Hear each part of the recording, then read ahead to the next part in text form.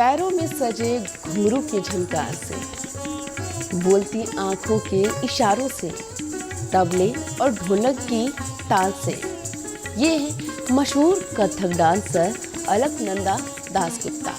नमस्कार, आप सभी का स्वागत है और आप देख रहे हैं एएमबी नेटवर्क। मैं हूं आपके साथ मुदिता। आज मैं आपको एक ऐसी कहानी सुनाने जा रही हूं जिसकी गारंटी दे सकती हूं कि ये कहानी आपके दिलों को छू देगी। आप ये कहानी सुनकर आपकी आंखों में आंसू आ जाएंगे। ये कहानी है मशहूर कथक डांसर और कई अवार्ड से नवाजी जा चुकी अलकनंदा दासगुप्ता।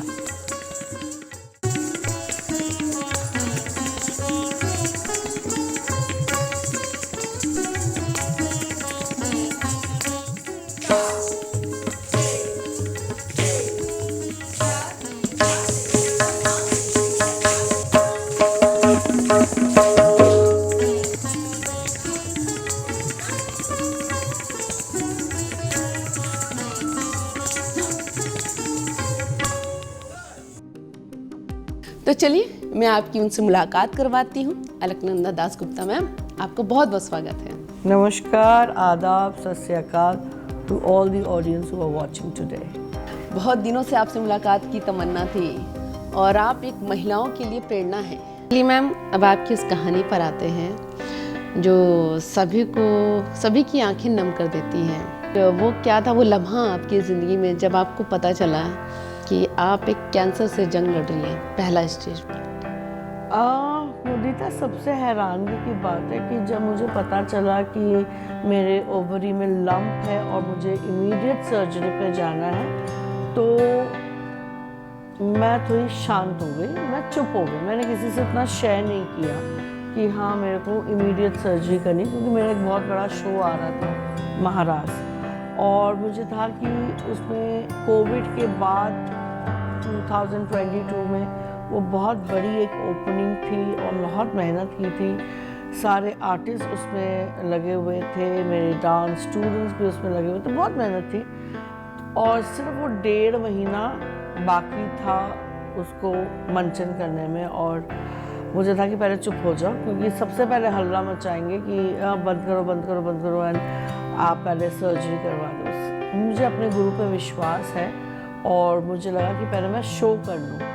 तो बहुत हिट हुआ वो शो 7 मई 2022 को, और आई थिंक 6 मई पे मैंने अपने पेरेंट्स को बताया कि मेरे को ऐसे एक लंप है ओवरी में, और मैंने अपनी फ्रेंड गौरी दिवाकर को बताया कि मुझे लंप है।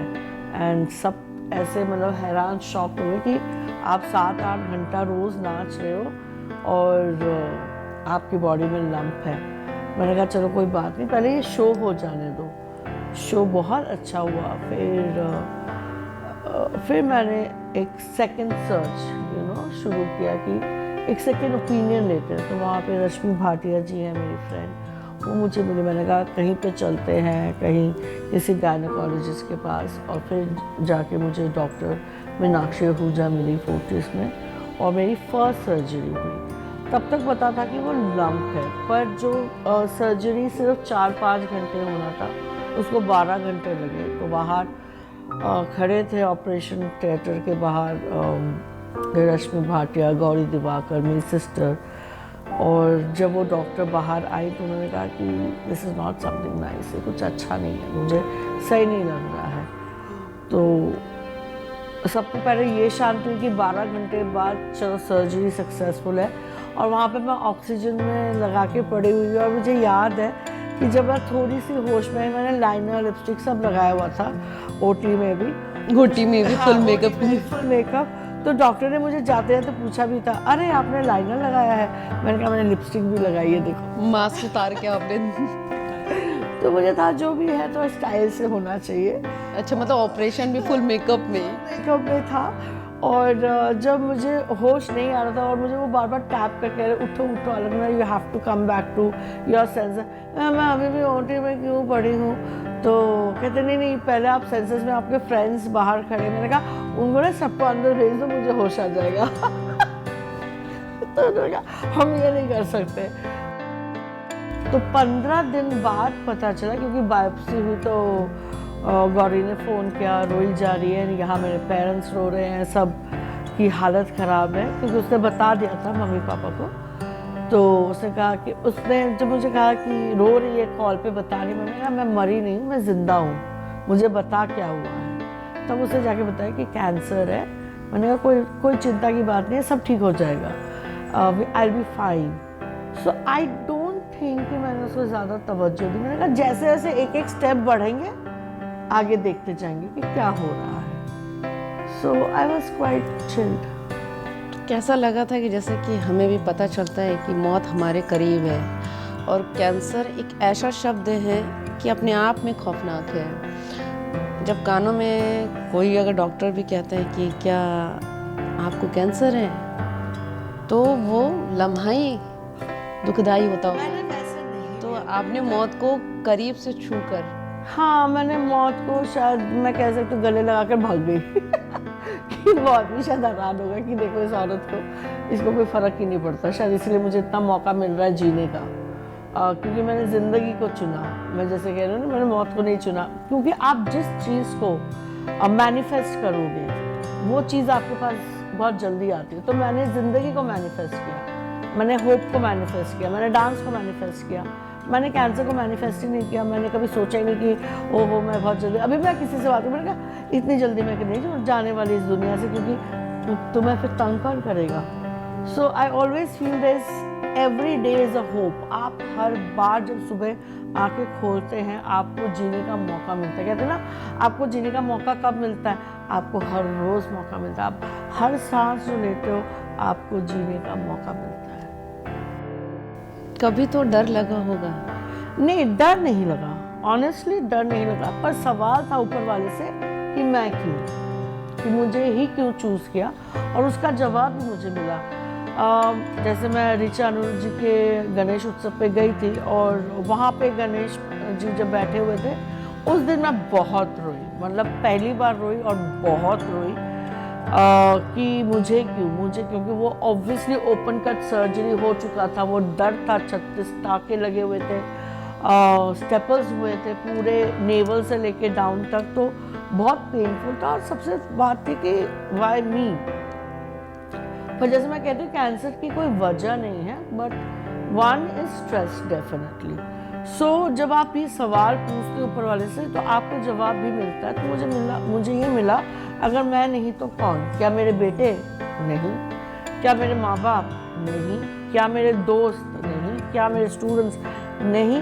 क्या मैं किसी भी इंसान को ऐसे पॉइंट आउट किया, अरे मैं नहीं, इसको हो जाता, नहीं मैं नहीं कर सकती। तो शायद भगवान ने यही सोचा कि मेरे में वो शक्ति थी, वो एनर्जी थी कि मुझे हुआ, और मैं हील हो रही हूँ, अभी भी हो रही हूँ, और I became the spokes person. जैसे आप कह रहे हो कैंसर यानी डेथ नहीं, कैंसर यानी डेथ नहीं है। बहुत सारे इलाज निकल चुके हैं।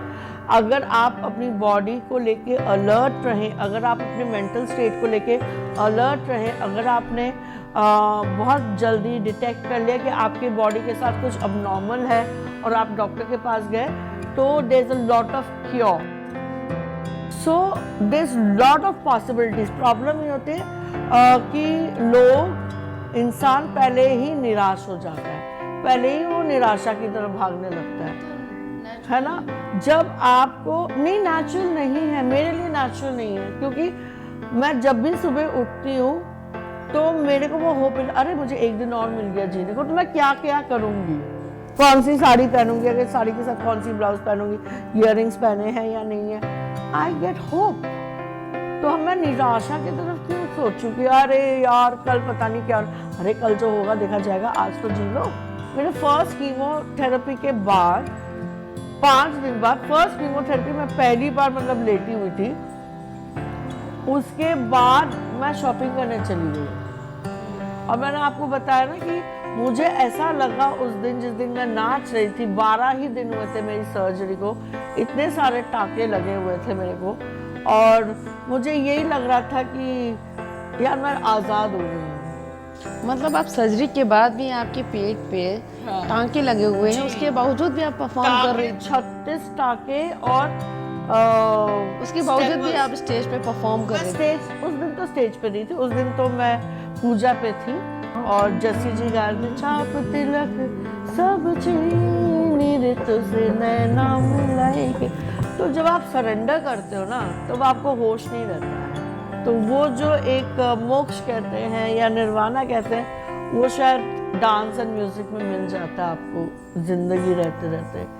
तो तब नाची थी और उसके बाद I think with in a month मैंने डांस करना स्टेज पे शुरू कर दिया, because I am a state icon for election commission नई दिल्ली। और मैं कहूँगी प्लीज़ वोट कीजिए, वोट करना बहुत ज़रूरी है, voting is your choice and your power, so please vote. तो उसके मैंने ऑलमोस्ट 15 शोज़ किए थे। हाँ, मैंने देखा था, आप बहुत सारे अचीवमेंट्स आपको मिले हुए हैं। आप राष्ट्रीय स्तर पर नहीं, अंतर्राष्ट्रीय स्तर पर भी परफॉर्म कर चुकी है। ये अपने आप में बहुत गौरव की बात है। कम से कम भारत की शान बढ़ाने में जो आपका योगदान है, उसके लिए कोई शब्द नहीं है हमारे लिए, बस आपको हमारा सलाम है। बात करूँगी जब कथक से कैंसर की लड़ाई जो है, आपका सफ़र है जो अभी भी क्या जारी है? देखिए, कैंसर जब आपको एक बार होता है तो आपको वो रेगुलर चेकअप रखना बहुत ज़रूरी है। जैसे मैंने कहा कि आज ही पेट स्कैन होने वाला था पर वो पोस्टपोन हो गया। कैंसर की मेरी लास्ट जो सर्जरी हुई है वो 17 अगस्त 2022 में हुई है। तो हम ऑलमोस्ट 2 साल आने वाले हैं, पर हर 6 महीने में पेट स्कैन करना पड़ता है, ब्लड टेस्ट करने पड़ते हैं, ताकि ये देखने की वो रीअकरेंस ना हो। तो ये एक लड़ाई चलती रहेगी जब तक मैं हूँ। क्या दोबारा होने के भी कुछ चांस? बहुत टाइम होते हैं कि लोगों को दोबारा हुआ है, पर बहुत टाइम ऐसे भी हुआ कि दोबारा किसी को नहीं हुआ है। I have heard of cases like that. आपने जैसे बोला कि कैंसर होने की कोई वजह नहीं होती है जी। और आपने एक पॉइंट्स पे बोला स्ट्रेस। यस। तो अलकनंदा जी को किस बात की टेंशन थी? देखिए, हम लोग जब इस ज़िंदगी में आते हैं, जब आपको लाइफ मिलती है, it is all about black and white. And her time ऐसे लोग मुझे जानते हैं कि मैं बहुत बिंदास हूँ, बहुत खुशहाल हूँ। मैं ज़िंदगी में खुशियों को चूज़ कर लेती हूँ कि हाँ, मुझे खुशी है, मुझे इस चीज़ से खुशी है तो मैंने चूज़ कर लिया, मुझे उस चीज़ से खुशी है मैंने चूज़ कर लिया। पर ऐसी बात नहीं है कि मुझे स्ट्रेस नहीं होता था। I have my personal life has been a little traumatic. I am a single mother. यानी कि कुल मिला के जो आपके दोस्त बेटे हैं वो आपकी ताकत है। बिल्कुल। और कथक भी आपकी ताकत है, जिन्होंने आपकी कैंसर की लड़ाई को मात दी है आपने। एकदम। एक कैंसर की ट्रीटमेंट में एक दौर आता है कीमोथेरेपी। जी। उसका अनुभव कैसा रहा? देखो, आप मेरे से अनुभव पूछोगे ना तो बहुत ही अलग मिलेगा, क्योंकि वो वहाँ पे 10 केबिन्स होते थे, उनमें से एक केबिन में मैं भी होती थी और 9 केबिन एकदम सन्नाटे से और दुख से भरे हुए होते थे और मेरी केबिन में म्यूजिक चल रहा होता था और मैं डांस कर रही होती, हाँ, और हंस रहे होते थे और रील्स बनाती थी और शेयर करती, ओ मेरा कीमो चल रहा है पर आज ये रील देखो मेरा। और डॉक्टर भी जब आते थे तो मैं उनको, अरे आओ कीमो हो रहा है, आओ जी। तो डॉक्टर भी बड़े हैरान रहे, अरे इसको देखो कीमो करवाने आई। तो मुझे तो लगता है जो 9 केबिन में था वो आपको देख के और ठीक हो जाते होंगे। होना चाहिए था उनको। आई होप वो इंस्पायर्ड हुए हो। और पर कीमो के बहुत साइड इफ़ेक्ट्स हैं, उनमें से एक है बाल चले जाना। तो मेरे को पहले से ही डॉक्टर कनिका बत्रा मोदी जी ने बता दिया था कि बाल जाएंगे आपके। तो जब तक होता नहीं है तो तब तक आपको रियलाइज़ नहीं होता है, पर आई वॉज मेंटली प्रिपेयर्ड कि मेरे बाल जाएंगे। तो फर्स्ट कीमो के बाद दुर्गा पूजा हुआ, आई वॉज हैप्पी। दिवाली भी निकल गई, मैं खुशी फिर मुझे था कि चलो मैं हरिद्वार हो आती हूँ। तो मैंने अपने छोटे बेटे बोला चल हरिद्वार चलते हैं। और हमारे सोसाइटी में जो प्रॉब्लम है कि हमको बॉक्स किया जाता है, स्पेशली औरतों को, कि अरे बड़ी बड़ी आंखें, सुंदर काले बाल, एकदम कटी हुई कमर, और टिपिकल हाँ अप्सरा, चाहे आदमी कैसा भी दिखे और औरत वैसी होती है। तो वो था, सबको था अब तो कैंसर हो गया, अब ये क्या नाचेगी, या अब तो कैंसर हो गया, अब तो इसके बाल जाने वाले हैं तो क्या करेगी। तो जब मैं हरिद्वार गई, पहले 2 दिन कुछ नहीं हुआ। जब तीसरे दिन हमको शाम को आना था, जैसे मैंने कोम किया तो एक गुच्छा हाथ में ऐसे निकला। सो मुझे लगा ओके अब टाइम आ गया कि अब बाल जाने वाले, मतलब बाल जाएंगे, गिरेंगे। तो मैंने अपने बेटे को पूछा, Adu can I go and shave my hair, because अब बाल गिरना शुरू। मैंने दोनों बेटे को मेंटली तैयार कर दिया था, उन्हें बता दिया था हाँ, कि बाल गिरेंगे। और मुझे था कि मैं खाना खुद बनाती हूँ, मुझे शौक है, तो खाने में बाल जाएगा तो अनहाइजीनिक, तो मुझे वो चीज़ें नहीं चाहिए थी। तो उसने कहा हाँ मम्मा go get it shaved off. तो मैंने टुक टुक बुलाया और मैं पहुँच गई गंगा पार। और मैंने कहा नाई को बोला लगाओ उस तरह। कहता नहीं मैडम औरतें नहीं कहती। मैंने चुरा करो काटो। और मैंने अपना सीधा लाइव किया फेसबुक में। मैंने कहा okay my days have started और मेरे बाल अभी गिरना शुरू हो गए हैं। आज सुबह मुझे एक गुच्छा मिला है, so I am getting my head shaved off और मैं सुंदर लग रही हूँ and I am looking good और लोग वहाँ पे कमेंट्स कर रहे हैं दीदी this is hats off to you and you know people are watching that I am getting it shaved and और फिर मैंने ना बहुत मस्ती मारना शुरू किया। अरे मोगैम्बो खुश हुआ, शाकाल कैसा लग रहा है।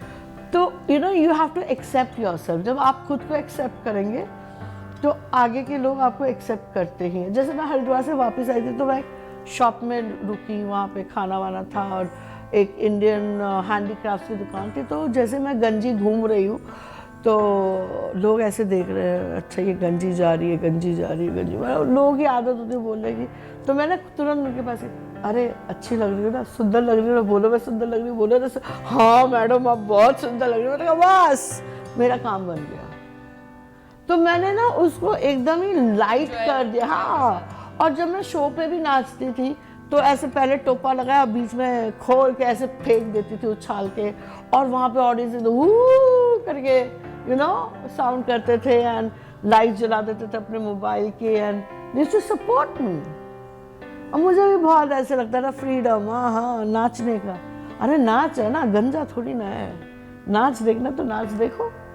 सो मैंने उसको बहुत इंजॉय किया और मैंने फोटो सेशंस करवाई अपनी, मैंने देखा हाँ गंजे की। फिर जब थोड़े बाल है फिर दूसरा फोटो सेशन किया। अब लोग तेरे ये भी आपको बहुत सूट करता है। तो मतलब उन्होंने मुझे एक्सेप्ट किया, चाहे मैं गंजी हूँ या ये शॉर्ट बाल है।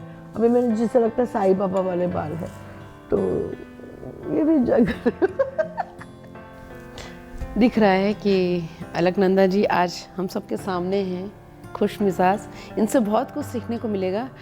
एक कथक डांसर के साथ साथ इनको एक सुपर मॉम का भी टैग मिला है कि किस तरीके से दोनों चीज़ों को आप संभालती हैं, क्लास भी चलाती हैं, अपना खुद का पैशन भी जीती हैं, बच्चों को भी देखती हैं। कैसे होता है? देखिए सबसे बड़ी बात है कि एज अ मदर और as a idol parents you should give a good home to your children. आप बच्चों को एक अच्छा परिवार दें, एक अच्छा घर दें, पर अगर दोनों की सोच अलग हो जाए, अगर दोनों की टेम्परमेंट अलग हो जाए, अगर आपका क्या कहते हैं विश्वास और फेथ अगर हट जाए, नहीं ज़रूरी नहीं है कि दो लोग हर टाइम अच्छी तरह जी सकते हैं। शायद अपनी अपनी जगह पे अच्छे होंगे और पर साथ में वो लोग अच्छे नहीं हैं। H2O is water but not necessarily O2H might be a good combination। पर अपनी अपनी जगह सबकी ज़रूरत अपनी है। तो जब चीज़ें बहुत ख़राब होने लगी और मुझे लगा कि बहुत ज़्यादा शोर हो रहा है, बर्तन टकरा नहीं रहे, बर्तन बजाए जा रहे हैं, इससे अच्छा है कि अलग हो जाओ। एंड मेरे बच्चों ने भी मुझे बोला कि I think that's enough, now you should take a call, और उन्होंने सपोर्ट किया मेरे डिसीजन को अलग होने का। हाँ चलिए आप एक बात पूछने जा रही हूँ, बुरा मत मानिएगा। जब आपका कैंसर का पड़ाव था जी, तो जो आपके एक्स पार्टनर थे जी, तो क्या उन्होंने खबर लेने की कोशिश की? बिल्कुल नहीं की, और मैं खुश हूँ कि उन्होंने खबर लेने की कोशिश भी नहीं की। बिल्कुल नहीं। फीलिंग्स होती होंगी, उनकी नहीं है तो मैं क्या करूँ? आपकी? तुम हो तो बहुत अच्छा, तुम नहीं हो तो और भी अच्छा। वही लाइन आएगा। बिल्कुल, मतलब अब मेरी वो ज़रूरत नहीं है, उनकी ज़रूरत नहीं है। हम अपने आप को इतना सक्षम बना ले कि हमें किसी की ज़रूरत ही ना हो। अब जहाँ पे आप किसी और पे डिपेंडेंट हो जाते हैं और जिनको मोहब्बत नहीं हो आपसे, तो वहाँ पे आपने एक वीकनेस पाल ली ना। आप उन्हीं से मोहब्बत करें जो आपसे मोहब्बत करें। आप उनको क्यों मोहब्बत देना चाहते हैं जो मोहब्बत के लायक ही ना हो या सोच के लायक ही ना हो। तो आप हो तो बहुत अच्छा, आप नहीं हो तो और भी अच्छा। कथक का मतलब होता है कथावाचन, यस, कथावाचन। कथा कहे सो कथक कहलावे। जो कहानियाँ कहता है, तो मुझे लगता है कि मैं तो अपनी स्टोरी कथक के थ्रू ही कहती हूँ। अगर अपनी भाव एक्सप्रेशन से अपनी स्टोरी कहनी हो तो सिर्फ एक्सप्रेशन।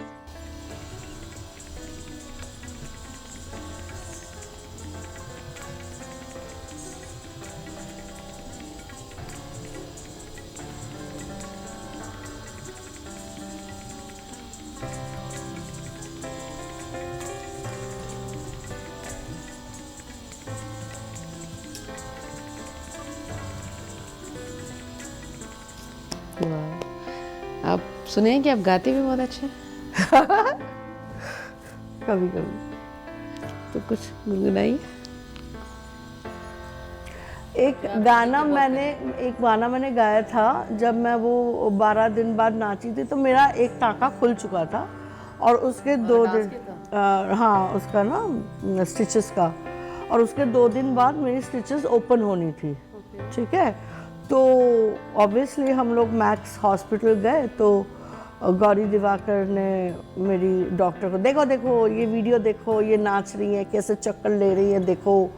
तो डॉक्टर मैं दिख रहा है मेरे को, एक टाँका खुल चुका है, वन ऑफ इट्स ओपन। तो कहते हैं अच्छा। फिर नर्स को हटाया, उन्होंने कहा move, let me do it for her. So obviously दर्द तो होता ही है ना, क्योंकि वो स्टेपल भी निकल रहा है, वो टाँका भी कट रहा है, वो और क्लीन अप कर रहे हैं वो लोग। तो मैंने कहा okay, can I sing something for you? Oh you sing also? I said yeah I do. So I was like, आइए मेहरबान तुम बैठिए चल जा, शौक से लीजिए जी इश्क की इम्तिहान, आइए मेहरबान। बहुत बहुत धन्यवाद। Thank you so much. और आपने इनकी कहानी, इनकी ज़ुबानी आपने सुनी, और वाकई इनकी कहानी दिल को छू लेने वाली है। अभी कुछ ही देर में अब हम इनके क्लास में जाएंगे और इनके क्लास के बच्चों से मुलाकात करेंगे, किस तरीके से वो कथक की ट्रेनिंग देती हैं। जो इनका एक लंबा सफ़र है बचपन से कथक तक का, और कैंसर की लड़ाई, ये कहानी अपने आप में एक अद्भुत है। तो जैसा कि आपने देखा अलकनंदा दास गुप्ता की क्लास में क्या बच्चे, क्या बूढ़े, मतलब हर एज की ग्रुप के लोग यहाँ पे कथक सीखने आते हैं। और आप देख सकते हैं इनकी अभी तो संख्या कम है, इनकी बहुत लंबी तादाद है। अलग अलग बैच में इनकी कथक क्लासेस चलती हैं। तो सबसे पहले मैं कुछ लोगों से बात करना चाहूँगी। एक मैम मुझे उनसे मिली थी। तो मैम, आप कथक के प्रति कितना प्रेम है आपका, पहले ये बताएं। बहुत ज़्यादा, और बचपन से था, मगर कभी मौका नहीं मिला बच्चों के हिसाब से कथक सीखने का। बट फिर थोड़ी एज हो गई, बच्चे शादीशुदा होके चले गए, तब सोचा कि चलो अब अपने पुराने प्यार के पास चले जाते हैं। ये आपका पहला प्यार था? जी बिल्कुल। बच्चों के साथ कैसे कंफर्ट होती हैं, मतलब बच्चे? बहुत अच्छा लगता है बच्चों के साथ। यू फील यंग बच्चों के साथ। Feel young? यस। कथक से भी फीलिंग? बिल्कुल बिल्कुल, बहुत बढ़िया लगता है। बच्चे अपने कुछ बहुत कुछ सिखाते हैं, तो it's a very good inspiration कि बच्चे, कोई ये नहीं कहता कि पीठ में दर्द है, सर में दर्द है, बीमारी के बारे में कोई बात नहीं करता। तो सबसे बेस्ट चीज़ है बच्चों के साथ रहना चाहिए। तो कैसा लगता है बच्चा? स्ट्रिक्ट है, डांटती है? थोड़ा सा। थोड़ा सा? क्या बोलती है, क्या है, मतलब मैम कैसी लगती है आपको? अच्छी लगती है। अच्छी लगती है। मज़ा आता है कथक करने में? यस। मैम की तरह बनना है, स्ट्रॉन्ग वुमेन। इनके कथक क्लास में जब आप पहली बार इनसे मिली तो कैसा अनुभव था आपके लिए? एक्स्ट्राऑर्डिनरी, मतलब मुझे उनको देख के लगा ही नहीं कि मैं पहली बार मिली हूँ। वेरी फ्रेंडली, और आपको एकदम कंफर्टेबल बना देती हैं। और उन्होंने जितने प्यार से हमको सींचा है, एक तरह से हम कहेंगे, बहुत ही मतलब बहुत कम ऐसे आपको लोग दुनिया में मिलते हैं जो आपके बारे में सोचते हैं। और वो उनमें से एक हैं जो हमारे बारे में सोचती हैं। अपने बारे में नहीं सोचेंगी बट हमारे बारे में ज़्यादा सोचेंगी, इसका हमें पूर्ण विश्वास। तो गुस्सा करती है कभी मैम आप लोग? नहीं, full of fun, full of life, कभी नहीं। ऑन कैमरा सच बोल रही है या झूठ? पूछिए उनसे, वो कहती है ललिता प्लीज़। हम इतना हंसते हैं, मतलब उनको देख के लगता है ऐसे जीना चाहिए लाइफ को, खुल के। मैं तो अभी उनसे मुलाकात भी की, उनसे बहुत सारी बातचीत की, तो मैंने तो वो कहा ही आपसे कि इनके साथ पूरा दिन भी बीत जाए तो कम पड़ेगा। वो दिल की बहुत अच्छी है। तो मैम आपका नाम क्या पहले बताइए? प्रतिभा। प्रतिभा, आप में भी कला कथक की प्रतिभा है? पता नहीं वो गुरु ही बताएंगे प्रतिभा है कि नहीं है, पर शौक बहुत है मुझे, तो मैंने थोड़ा लेट शुरू किया सीखना। तो लेकिन अभी मैम के पास तो मैं जल्दी आई हूँ, पर उनके में सब कुछ है जो कि होना चाहिए, और इन्होंने मुझे थोड़े टाइम में जितना सिखाया जो मैं 7 साल से सीख रही थी वो नहीं सीख पाई थी। ऐसा क्या जादू किया? मतलब जो इनका डेडिकेशन लेवल है और ये जो देना चाहती है ना मैम, जैसे गुरु हमारे, मतलब गुरु की तो आप वो नहीं कर सकते, लेकिन वो भी कोशिश करते थे, पर हमारे अपने कमिटमेंट होते हैं ना, हम उतना टाइम डेडिकेशन नहीं दे पाते, पर वो डिमांड करती है और वो ले भी लेती हैं कि इतने घंटे तुम्हें देना है तो तुम्हें देना है, और यहाँ गलत है तो गलत है, उसको वो करेक्ट करती है, और आपकी जो सीखने की स्पीड है ना उसको बहुत फास्ट कर देती है। मैं ज़ीरो से नहीं, मैं नेगेटिव से स्टार्ट किया। मैंने फर्स्ट टाइम जब उन्होंने बताया तो मुझे समझ ही नहीं आया कि ये बोल क्या रही है, बट ग्रेजुअली नाउ अब मैं पोलैंड भी डांस करके आई हूँ, इंटरनेशनल शो भी किया है, और अब मुझे कॉन्फिडेंस है। पहले मैं बताती नहीं थी कि मैं डांसर हूँ, बट जो कोई नहीं कर सकता वो कर सकती है। दैट काइंड ऑफ उस तरह का कॉन्फिडेंस वो आपको देती हैं, and with all age groups. ऐसे नहीं है कि मेरा age is like with her, मतलब मैं उनके एज की हूँ, और कोई तो अभी हैं जो बच्चे नर्सरी केजी के भी हैं, तो सभी उनको बहुत प्यार करते हैं। घर जैसा है मेरा भी उनके साथ भी। तो आप देख सकते हैं इस क्लास में हर एज ग्रुप के लोग भी हैं, यहाँ सुपर मॉम्स भी हैं, छोटे बच्चे भी हैं, सब कुछ है। तो क्या आप एक क्लासिकल आर्ट फॉर्म में करियर बनाना चाहते हैं, क्योंकि आप एक युवा हैं, तो कुछ सपने कुछ सोच के आप दोनों बताएं? कौन बताएं? नॉट एग्जैक्टली लाइक सपने तो हैं, बट अभी उतना सोचा नहीं है पूरी तरह से। अभी पढ़ाई पे कंसंट्रेट करके एंड साथ में डांस के साथ अपना करियर बनाना है, एंड अभी आगे तो उतना ज़्यादा नहीं सोचा। तो मैम मेरी भी एक रिक्वेस्ट है, आपने अच्छे नॉन डांसर को भी आपने डांस सिखाया है, तो क्या मुझे भी कुछ मुद्राएं या समथिंग कुछ? तो चलिए मैं कोशिश करके देखती हूँ आप सभी के लिए।